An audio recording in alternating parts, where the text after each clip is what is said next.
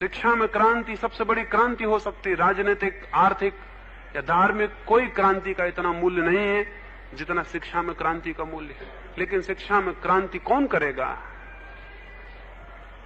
वे विद्रोही लोग कर सकते हैं जो सोचें, विचार करें हम ये क्या कर रहे हैं, और इतना तय समझ लें कि जो भी आप कर रहे हैं वो जरूर गलत है, क्योंकि उसका परिणाम गलत है।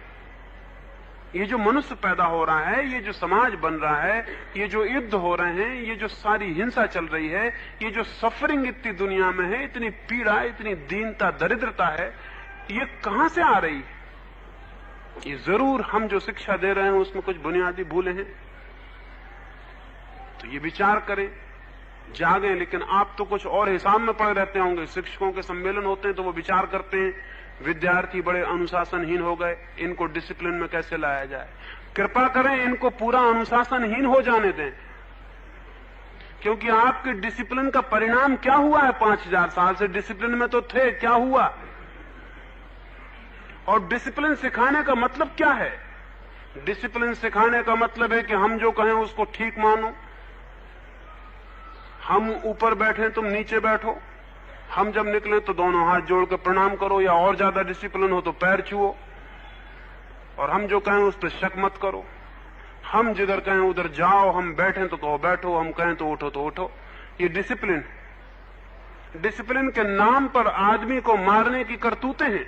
उसके भीतर कोई चैतन्य न रह जाए, उसके पीछे कोई होश न रह जाए, उसके भीतर कोई विवेक और विचार न रह जाए। मिलिट्री में क्या करते?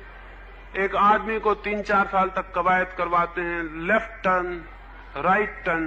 कितनी बेवकूफी की बात है। एक आदमी से कहो कि बाएं घूमो, दाएं घूमो, घुमाते रहो 3-4 साल तक, उसको बुद्धि नष्ट हो जाएगी। जब बुद्धि नष्ट हो जाएगी, एक आदमी को बाएं दाएं घुमाओगे, क्या होगा? कितनी देर तक उसकी बुद्धि स्थिर रहेगी? उससे कहो बैठो, उससे कहो खड़े हो, उससे कहो दौड़ो, और जरा इंकार करे तो मारो।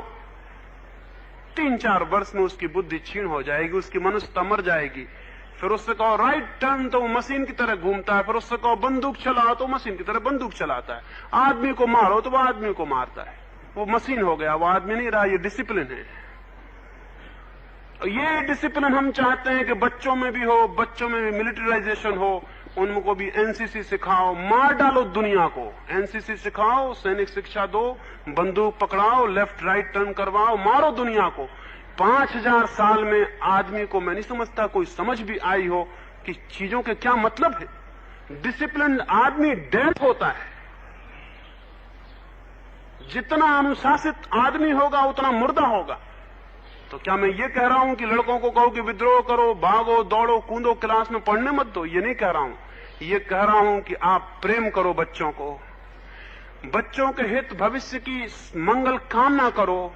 उस प्रेम और मंगल कामना से एक डिसिप्लिन आनी शुरू होती है जो थोपी हुई नहीं है, जो बच्चे के विवेक से पैदा होती है। एक बच्चे को प्रेम करो और देखो कि वो प्रेम उसमें एक अनुशासन लाता है।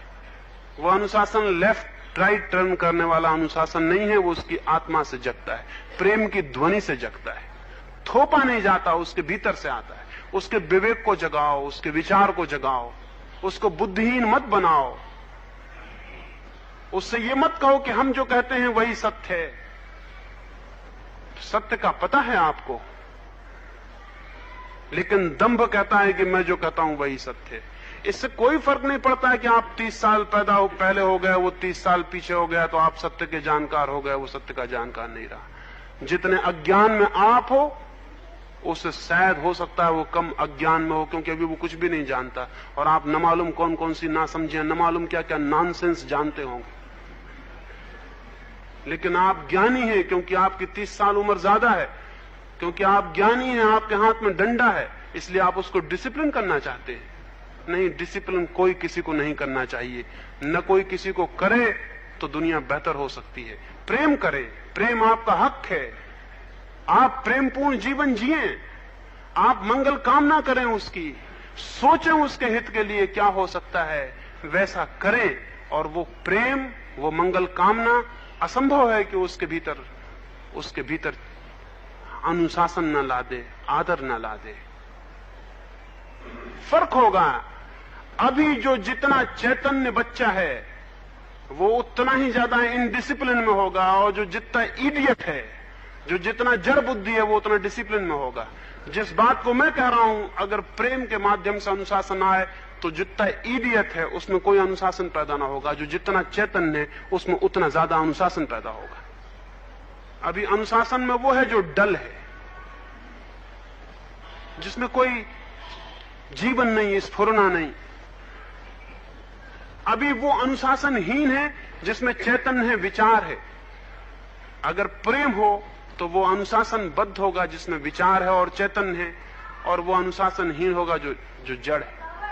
जड़ता की अनुशासन का कोई मूल्य है नहीं, चैतन्य पूर्वक जो अनुशासन है उसका मूल्य है।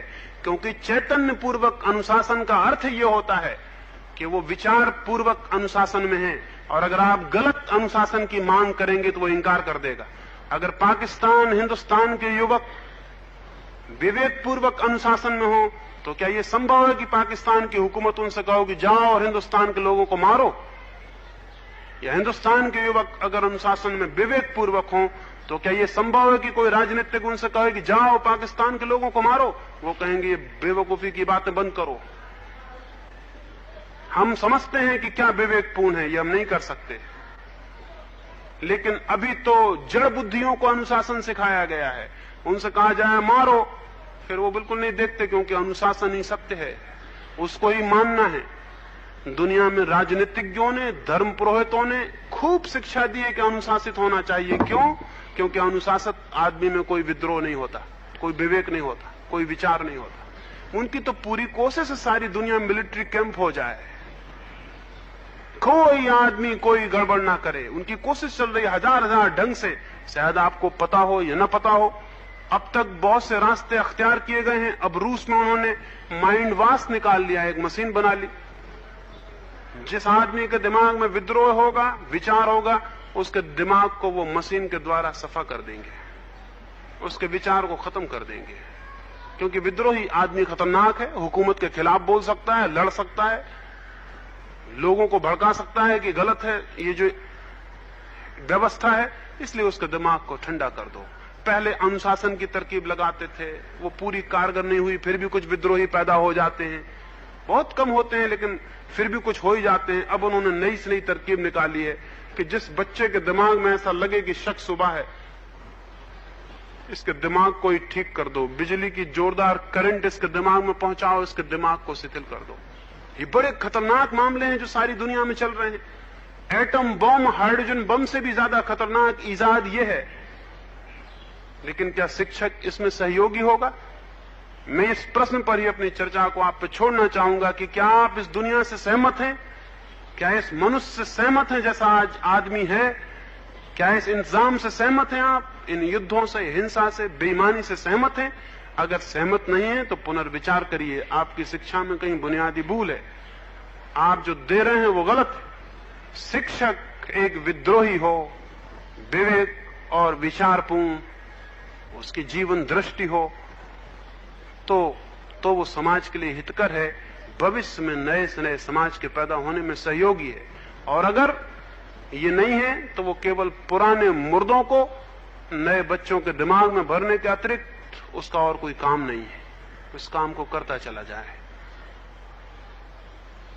एक क्रांति होनी चाहिए, एक बड़ी क्रांति होनी चाहिए कि शिक्षा का आमूल ढांचा तोड़ दिया जाए और एक नया ढांचा पैदा किया जाए, और उस नए ढांचे के मूल्य अलग हों, सफलता उसका मूल्य ना हो, महत्वाकांक्षा उसका मूल्य ना हो, आगे और पीछे होना, सम्मान अपमान की बातें ना हो, एक व्यक्ति से दूसरे व्यक्ति की कोई तुलना ना हो, प्रेम हो, प्रेम से बच्चों के विकास की चेष्टा हो, तो एक नई, बिल्कुल एक अद्भुत सुवास से भरी हुई दुनिया पैदा की जा सकती है। ये थोड़ी सी बातें मैंने आपसे कही, इस ख्याल से कही कि कोई नींद में हो तो थोड़ा बहुत तो जागे, लेकिन कई की नींद इतनी गहरी होती है कि वो सिर्फ यही समझ रहे होंगे कि क्या गड़बड़ चल रहा है, नींद सब खराब किए दे रहे हैं। लेकिन अगर थोड़ा बहुत भी जागे, थोड़ा बहुत आंख खोल के देखें, तो जो मैंने कहा है शायद उसमें से कोई बात उपयोगी लगे, ठीक लगे। ये मैं नहीं कहता हूं कि मैंने जो कहा है वो सच है और ठीक है, क्योंकि ये तो पुराना शिक्षक कहता था, ये तो आप कहते हैं। मैं तो ये कह रहा हूं कि मैंने अपनी दृष्टि आपको बताई, वो बिल्कुल ही गलत हो सकती है, हो सकता है उसमें कण मात्र भी सत्य ना हो। इसलिए मैं ये नहीं कहता कि मैंने जो कहा उसको आप विश्वास कर लें, मैं कहता हूं उस पर विचार करना, थोड़ा सा विचार करना, और अगर कुछ उसमें से ठीक लगे तो वो मेरी बात नहीं होगी, वो आपका अपना अपना अपना विचार होगा। उस कारण आप मेरे अनुयायी नहीं बन जाएंगे, उस कारण आपने मेरी बात स्वीकार की ऐसा समझने की कोई जरूरत नहीं, क्योंकि वो आपने अपने विवेक से जानी और पहचानी, वो आपकी बन गई। ये थोड़ी सी बातें कहीं ताकि आप कुछ विचार करें।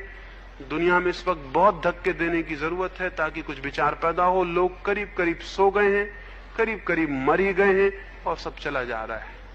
भगवान करे थोड़ा बहुत धक्का कई तरफ से लगे और आंखें खुलें और थोड़ा सोचें। और शिक्षक की सबसे बड़ी जिम्मेवारी, राजनीतिज्ञों से बचे, राष्ट्रपतियों से, प्रधानमंत्रियों से बचे। इन्हीं नासमझों की वजह से तो दुनिया में परेशानी है सारी, इसी पॉलिटिशियन की वजह से तो सारा उपद्रव है।